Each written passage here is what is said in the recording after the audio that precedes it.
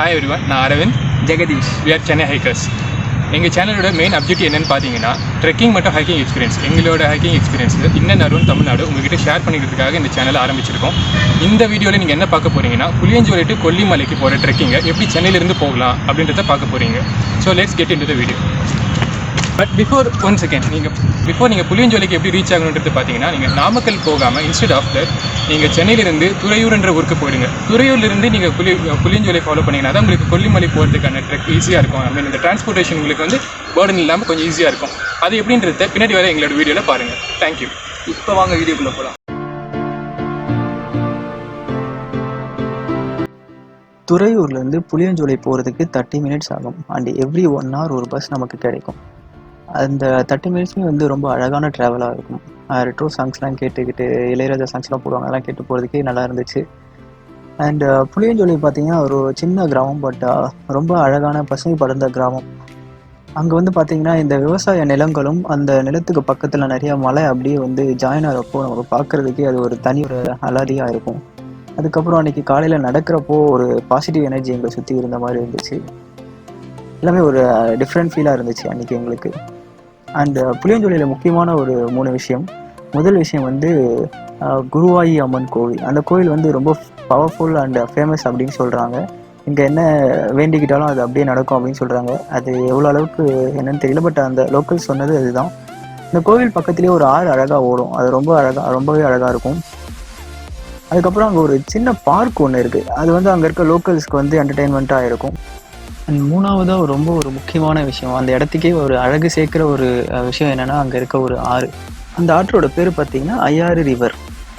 இந்த புளியஞ்சோலை கிராமமே வந்து இந்த ஆற்று படுக்கையில் தான் அமைஞ்சிருக்கு. அதுக்கப்புறம் இந்த ஆறு வந்து ஆகாய கங்கையிலேருந்து தான் வருது அப்படின்னு சொல்லிட்டு சொல்கிறாங்க.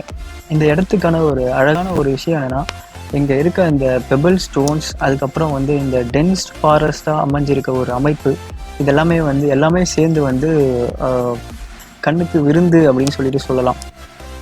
நாங்கள் இங்கே தான் ஃப்ரெஷ்அப் ஆனோம். ஃப்ரெஷ்அப் ஆகிட்டு வில்லேஜ்குள்ளே போயிட்டு பிரேக்ஃபாஸ்ட் முடித்தோம்.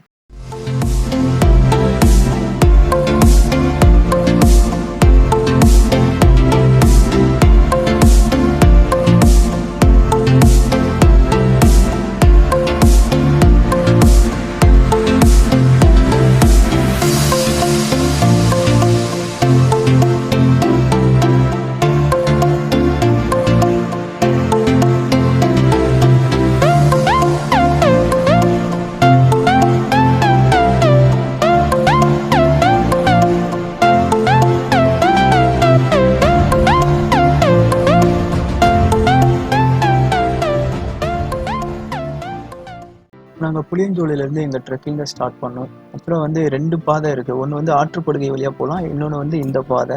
ஆற்றுப்படுகை வழியாக வந்து போனால் வந்து நிறைய கன்ஃபியூஸ் ஆகும். அப்புறம் தண்ணியோட வந்து ஃப்ளோ வந்து எப்படி இருக்கும்னு தெரியாதுன்னு சொல்லிட்டு இந்த ரூட்டை நாங்கள் செலக்ட் பண்ணோம். இது வந்து ஆக்சுவலாக வந்து பார்த்திங்கன்னா வந்து ரொம்பவும் ஸ்டீப்பாக இல்லாமல் ரொம்பவும் ஃப்ளாட்டாக இல்லாமல் வந்து கொஞ்சம் சேலஞ்சிங்காகவே இருக்கும் இந்த ட்ரெக்கிங். அதுக்கப்புறம் வந்து வாட்டர் பாட்டில்ஸ் கண்டிப்பாக வந்து கூட ஒரு 2 வச்சிருக்கிறது ரொம்ப நல்லது. இந்த ஹில் ட்ரெக்கிங் வந்து 2 to 3 ஹார்ஸில் முடிஞ்சிடும். ஸோ இங்கே வந்து பார்த்தீங்கன்னா ஒரு சிங்கிள் ட்ரெயில் ஃபாலோ பண்ணி அப்படியே போகிறது ரொம்ப நல்லது. ப்ராமினெண்ட்டாக இருக்கும் அந்த ட்ரெயில். ஆக்சுவலாக அதை வந்து எங்கேயுமே டிவியேட் ஆகாமல் அதை மட்டுமே ஃபாலோ பண்ணி போனால் நீங்கள் சீக்கிரமாக போயிடலாம்.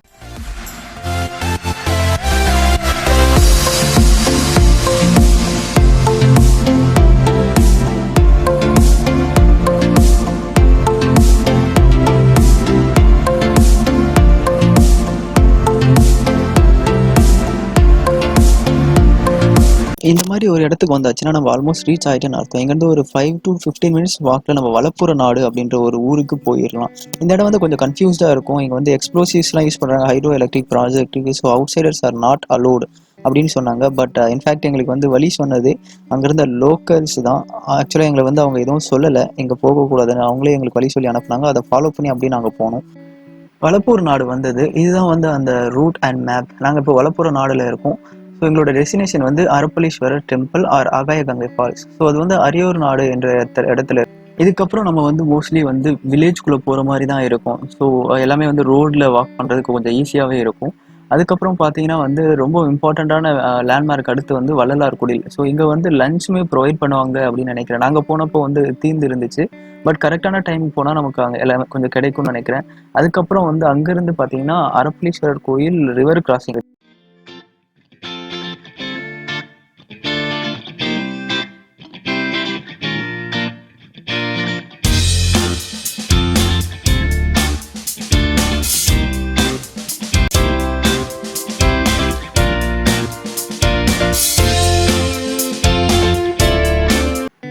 இந்த ஷார்ட்கட்குள்ளே நுழைஞ்சிங்கன்னா இந்த மாதிரி ஒரு இடம். ஸோ இங்கேருந்து அப்படியே வந்து அந்த ப்ராமினன்ட் ரூட் ஒரே ட்ரெயில் தான், அப்படியே ஃபாலோ பண்ணி போயிட்டே இருக்க வேண்டியதான். இதுக்கப்புறம் வந்து அலப்பீஸ்வரர் தவசாலை அப்படின்னு சொல்லிட்டு ஒரு இடம் வரும். இந்த இடம் தான் அது. இங்கே வந்துட்டீங்கன்னா நீங்கள் கரெக்டாக வந்துட்டீங்க அப்படின்னு அர்த்தம். இதை அப்படியே ஃபாலோ பண்ணி போயிட்டே இருந்தால் லஷ்ஷி க்ரீன் அண்ட் டென்ஸ் ஃபாரஸ்ட் மாதிரி இருக்கும். இங்கே ஃபுல்லுமே பார்த்தீங்கன்னா வந்து விவசாய நிலம் தான். இங்கே வந்து பலாமரம், அதுக்கப்புறம் வந்து பெப்பர் ஃபார்மிங் எல்லாமே இது இங்கே கொஞ்சம் கிராஸ் பண்ணி போகிறப்போ உங்களுக்கு வந்து ஒரு புதுவிதமான ஒரு அனுபவமாக இருக்கும்.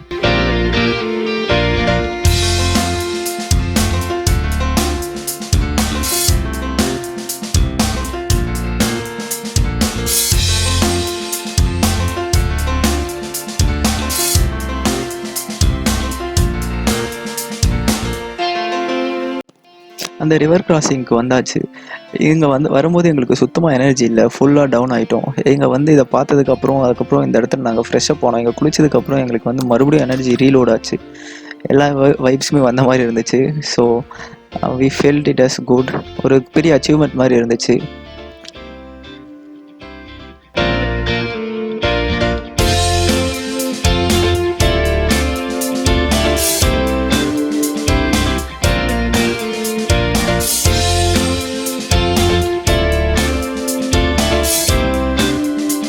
இந்த ரிவரில் ஃப்ரெஷ்ஷப் ஆகிட்டு இந்த ரிவரை கிராஸ் பண்ணி போனீங்கன்னா ஸ்டெப்ஸ் வரும். அந்த ஸ்டெப்ஸ் மேலே ஏறி போனதுக்கப்புறம் நம்ம டெஸ்டினேஷனான அரப்பளீஸ்வரர் டெம்பிள் வந்துடும். அந்த டெம்பிள் வந்து இங்கே ரொம்ப ஃபேமஸ் இந்த கொல்லி ஹில்ஸில். இங்கே இருக்க லோக்கல்ஸ் எல்லாமே இங்கே வருவாங்க. அது இல்லாமல் எங்கெங்கேருந்தோ இங்கே வருவாங்க. இங்கே திருவிழா ரொம்ப ஃபேமஸ். அது எப்போ சரியாக டீட்டெயில் தெரியல.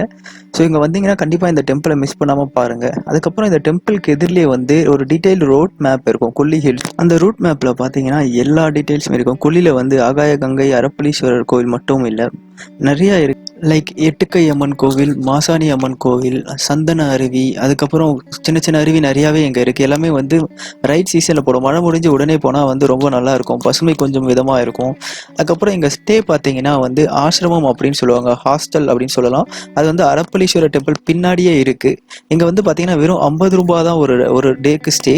இங்கே வந்து மேட், பில்லோ, அதுக்கப்புறம் எல்லாமே கொடுத்துருவாங்க நைட் தங்குறதுக்கு. ஃப்ளோரில் படுக்கிற மாதிரி தான் இருக்கும். சோலோ ட்ராவலர்ஸ் அண்ட் பசங்க எல்லாம் போனால் வந்து ப்ரிஃபரபிள் ஒன்றா இருக்கும். இன்கேஸ் ஃபீமேல்ஸ் கூட இருந்தாங்கன்னா அங்கே நிறையா ஹோட்டல் இருக்குது தங்குறதுக்கு. அன்றைக்கி ஈவினிங் ஆகாய கங்கை ஃபால்ஸ் எங்களால் பார்க்க முடியல, க்ளோஸ் ஆகிருந்துச்சு. அடுத்த நாள் காலையில் நாங்கள் போய் பார்த்தோம். அது வந்து ரொம்பவே ஒரு மெஜஸ்டிக் ஃபால்ஸ் அப்படின்னு சொல்லலாம். கண்டிப்பாக லைஃப்பில் யாருமே அதை மிஸ் பண்ணாமல் பார்க்கணும். இந்த ஆகாய கங்கையோட ஃபுல் வீடியோ வந்து கீழே உள்ள வீடியோ டிஸ்கிரிப்ஷனில் இருக்குது. அதை கிளிக் பண்ணி பாருங்கள், ரொம்பவே அழகாக இருக்கும்.